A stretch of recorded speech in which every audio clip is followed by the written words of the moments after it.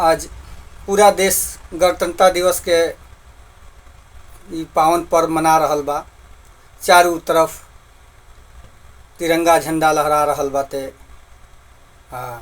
सबके मन आज़ादी के देश प्रेम के भावना से हर्षा रहल बा। तो वही क्रम में एगो हमार भी गीत बा। पातर समैया रहे देशवा गुलाम है, पातर समैया रहे देशवा गुलाम है।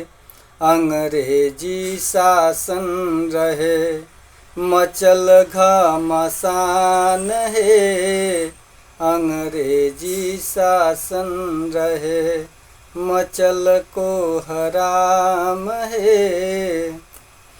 करे अंग्रेजवा पपिया कि करे अंग्रेजवा पपिया बड़ी अत्याचार है।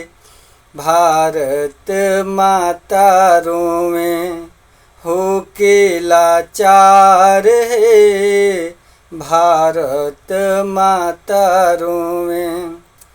गांधी सुबह अइले, गांधी सुबह अइले आजाद है।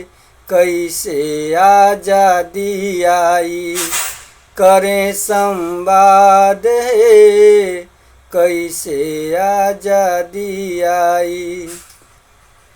देशवा के खातिर कितने भइले कुर्बान है, देशवा के खातिर कितने भइले कुर्बान है।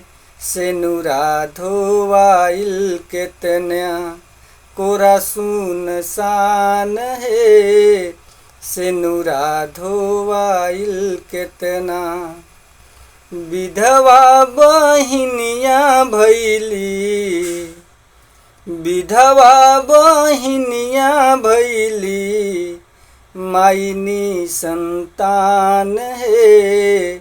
तब जाके आइल भैया दिन ई महान है, तब जाके आइल भैया। 26 जनवरी के लागू संविधान है, 26 जनवरी के लागू संविधान है। जनता पर शासन जनता द्वारा प्रावधान है, जनता पर शासन जनता।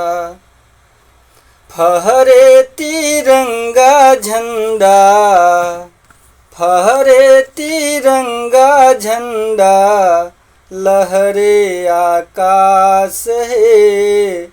देशवा बचैह भैया तहरे से आस है, देशवा बचैह भैया तहरे से आस है। जय हिंद, जय भारत।